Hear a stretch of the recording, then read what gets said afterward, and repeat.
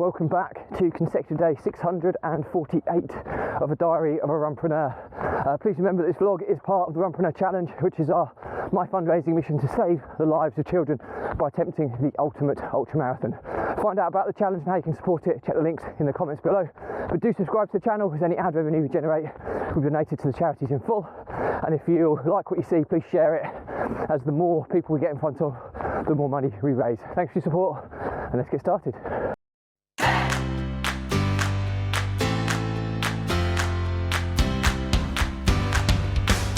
So, consecutive day 648 of a diary of a Runpreneur.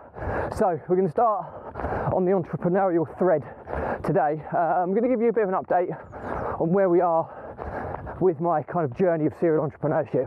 So I'll go through each company in order.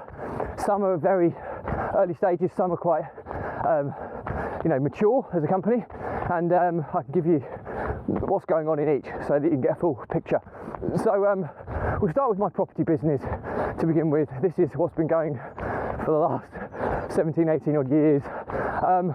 We reached a milestone as of late. Now, we have been consolidating the portfolio because at its peak we had 96 properties. We're now down to about a third of that in total, as we've paid off debts and consolidated the portfolio, etc. But we've reached 100% occupancy, and it might not sound like a lot, but when you've got multiple HMOs and you're dealing in the social housing sector with a lot of them, it's notoriously challenging to get to that stage. So even though we're 100% occupancy, which is the first time in a long time, I'm super stoked about, there's still 10 cash flow voids. So what we mean by that is 10 tenants that are in situ, have a tenancy with us but aren't paying for whatever reason. Now, I'd usually be concerned about this because there'd be arrears, but it's not. It's new tenants that applications are being processed with their housing benefit on the whole housing element of their universal credit. It might be that there's been a suspension of their benefits and we're getting it sorted to get back into payment. So there's lots of different reasons, and of the 10, I don't think there's many that we're actually overly concerned about, having communicated with the tenants and formulated a plan to get them back into payment. So the property business is going well. The long-term future of that business is in line with my other businesses, which will be to find a couple of social housing lease providers that we can gradually migrate the properties across to, because then it takes out the whole management side of the business. For me, I don't enjoy property management. My team don't enjoy property management. I love property and what it can give you, but if you can get a long-term social housing lease provider that will just pay the rent every month, deal with the management, deal with the tenants, okay, we might have to pick up the odd maintenance bill, which is fine, but other than that, the money comes in, it's guaranteed for X number of years. That is the model that excites me. So moving on to the next business, we have my holdings company, which randomly is, I call it holdings, Property Empire Holdings. It's the company where we hold all of our leases. So we have a number of properties that we control, 25 at the moment and counting, where we then release them to social housing providers. So of the 25, the return on that, I think we've got 18 of them through now, and there's still another 5 or 6 or 7 that we still need to get through, which we should have through this month, and then that will cash flow somewhere in the region of about 12.5 grand a month for the next 10 years. So that's an amazing model, and we'll keep growing that in a more kind of sustainable way, so not so many in one go. We then have the third business, which kind of falls within that, which is the third revenue stream, if you like. That's the brokering model. So as we're continuing to grow our rent-to-rent business, we're also selling rent-to-rent and brokering our supplier of rent-to-rent deals to our stock of investors and taking a fee for the service. And it's been going really well. We're looking at trying to sell at maybe 10 a month.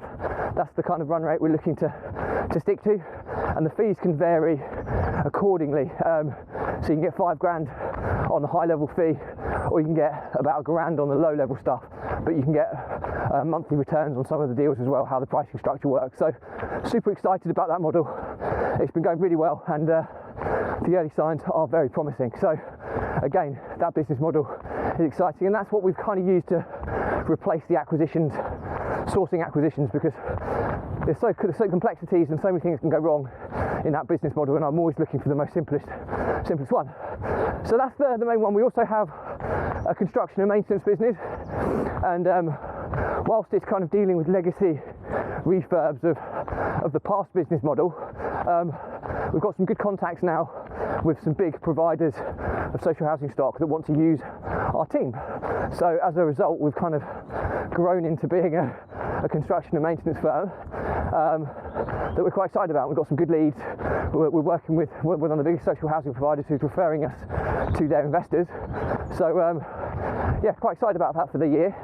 I don't think we're going to see much return until maybe kind of middle of the year, but it's something that's kind of come. So they're the 4 models that we're kind of focusing on at the moment, and I'm quite pleased where we are. Long way to go, but we are definitely getting there. So that's my update on my serial entrepreneurship. Running wise, what can I say, 648 day straight today.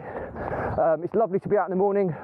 I think I miss morning running because I found it supercharged my days. I found running in the afternoon or evenings, I don't get that productivity boost throughout the day, but it clears my head at the end of the day. I prefer getting the boost rather than having my head cleared. So that's my preference. So I'm back out in the morning, and yeah, the rest of my life is just about sorting our house, which we're back in now, but still not finished. So there's still quite a lot of snagging we need to address.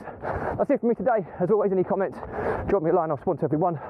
Please remember that this vlog is part of the Runpreneur Challenge, which is my fundraising mission to save the lives of children by attempting the ultimate ultra marathon. Find out about the challenge, check out the links in the comments below, and also how you can support it.